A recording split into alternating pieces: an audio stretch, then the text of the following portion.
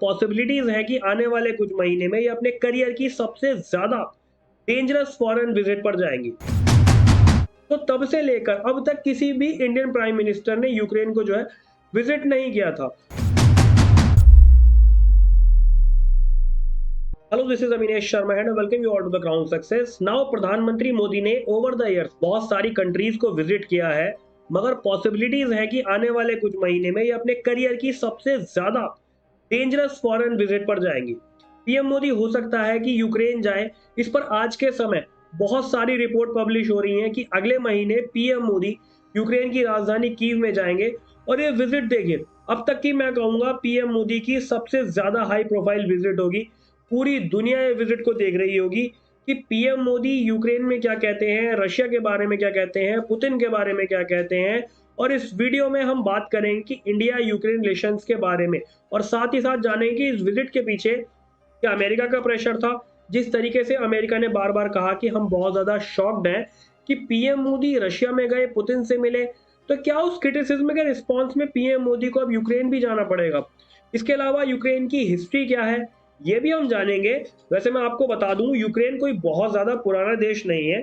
जब यूएसएसआर टूटा था दोस्तों, साल 1991-92 की बात है, तो उसके बाद ही यूक्रेन एज अ कंट्री सामने आया।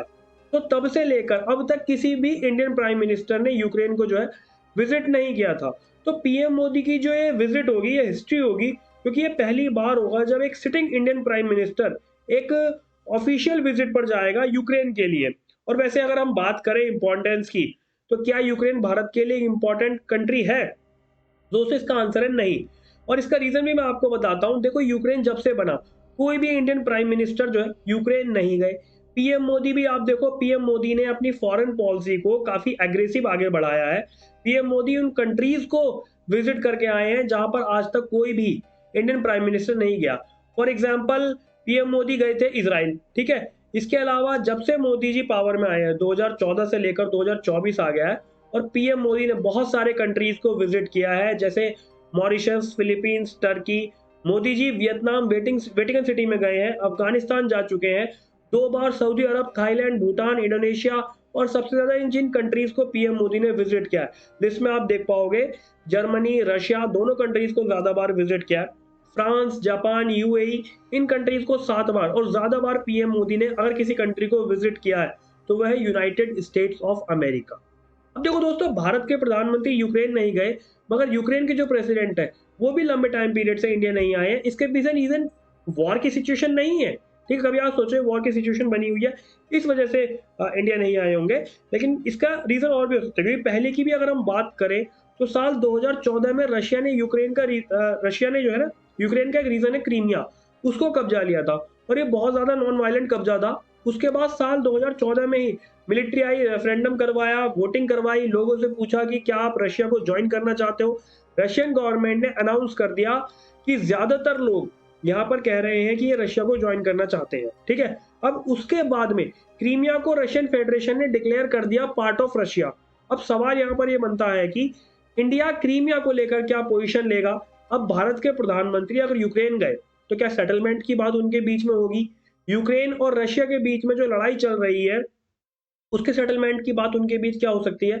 इसके अलावा एक और बात मैं यहाँ पर आपको बता दूं, जब भी यूक्रेन ने यूनाइटेड नेशन में रिजर्वेशन पास करवाने की कोशिश की है अगेंस्ट रशिया, तो इंडिया ने कभी भी निंदा नहीं की। इंडिया ने उस रेजोल्यूशन के अगेंस्ट वोट किया है। तो इसमें आप कह सकते हो कि दोनों देशों के रिलेशंस काफी अच्छे हैं। अब यहाँ पर एक और बात मैं आपको मेंशन करके बताऊं कि भारत से जो स्टूडेंट यूक्रेन पढ़ने के लिए जाते थे, अब वह यूक्रेन की जगह सेंट्रल एशिया कंट्रीज में या फिर रशिया में जा रहे हैं। इसके अलावा दोस्तों, इकोनॉमिक सिचुएशन की अगर हम बात करें तो किसी तरह का बिजनेस हमारा यूक्रेन के साथ है नहीं, हम यूक्रेन के साथ कोई बिजनेस करते नहीं है। इसके अलावा कोई वेपन्स वगैरह, ठीक है, वो नहीं देते हैं, ना ही कुछ खरीदते हैं इनसे, कोई भी इक्विपमेंट हमारा इनसे लेन देन नहीं है। तो इसी के चलते भारत और यूक्रेन के रिलेशंस कहीं भी आपको स्ट्रांग दिखेंगे नहीं। इन सब के बीच में प्रधानमंत्री मोदी का अचानक यूक्रेन की यात्रा पर बहुत ज्यादा सरप्राइजिंग होने वाला है, ठीक है। और कयास लगाए जा रहे हैं कि इंडिया बैलेंस करने की कोशिश कर रहा है।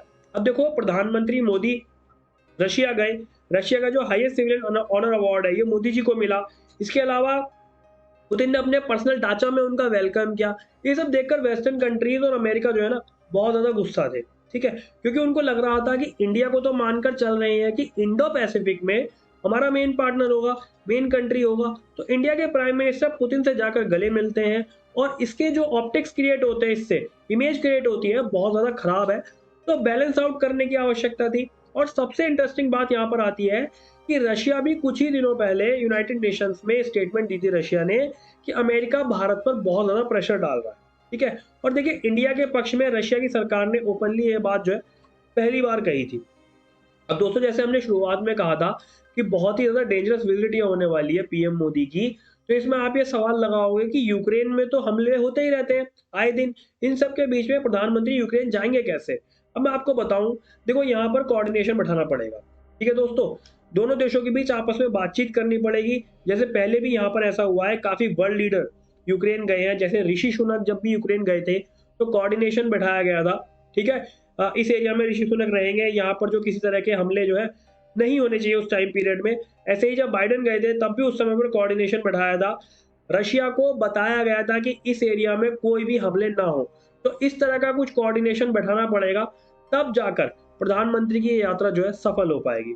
अब दोस्तों, इस टॉपिक से रिलेटेड आगे क्या होगा, ठीक है, प्रधानमंत्री मोदी जब जेलेंस्की से मिलेंगे तब वहां पर क्या बातचीत होगी, उस बातचीत से हम पता लगा सकते हैं कि अमेरिका ने कितना ज्यादा प्रेशर डाल रखा था, ठीक है, किस तरह की बातचीत हुई है, वॉर की सिचुएशन में कितना कंट्रोल होगा, क्या होना है आगे का, इन सब के लिए जो भी अपडेट रहेगी वह मैं आपके लिए लाऊंगा ही, ठीक है।